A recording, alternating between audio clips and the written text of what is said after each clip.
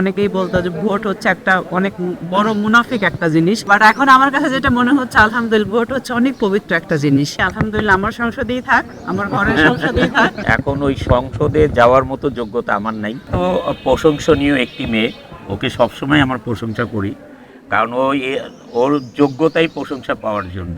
ভয় লাগতেছে আর কি আজকে কথা বলতে, কারণ খুব সেন্সিটিভ ইস্যু। তবে ভোট দিতে এসেছিলাম, ভোট দিলাম আলহামদুলিল্লাহ। আমার কাছে মনে হয় যে যখন জ্ঞান হয়েছে, ছোট ছিলাম, গ্রামে ছিলাম, তখন অনেকেই শুনতাম যে অনেকেই বলতো যে ভোট হচ্ছে একটা অনেক বড় মুনাফিক একটা জিনিস, বাট এখন আমার কাছে যেটা মনে হচ্ছে আলহামদুলিল্লাহ ভোট হচ্ছে অনেক পবিত্র একটা জিনিস। আর এই পবিত্র কাজটা করতে এসেছি তো। আর আমার কাছে যেটা মনে হয়, কেন পবিত্র বলছি আমি আমার জ্ঞানে, যে আমার এই ভোটটা, আপনার এই ভোটটা কিন্তু আগামী 5 বছর আমাদের জীবনকে লিড দিবে, আমাদের সবকিছু জুড়ে। তো আমার কাছে আসলে মার্কাটা ইম্পর্টেন্ট না।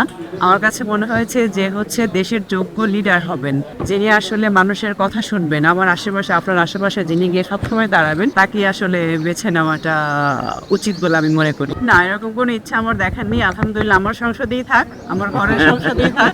আমি সবসময় বলে আসছি যে দেখেন, আমার ছোটবেলা থেকে ইচ্ছা ছিল আমি বিজনেসম্যান হব।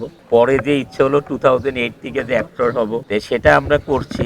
এখন ওই সংসদে যাওয়ার মতো যোগ্যতা আমার নাই, কারণ আমার পড়াশোনা বিজনেস ম্যানেজমেন্ট নিয়ে, পলিটিক্যাল নিয়ে আমি কোনো পড়াশোনা করি নাই। যেহেতু আমি যেটা জানি না সেটাতে গেলে ভালো হবে, আর যেটা আমি জানি সেটাতে থাকলেই ভালো হবে।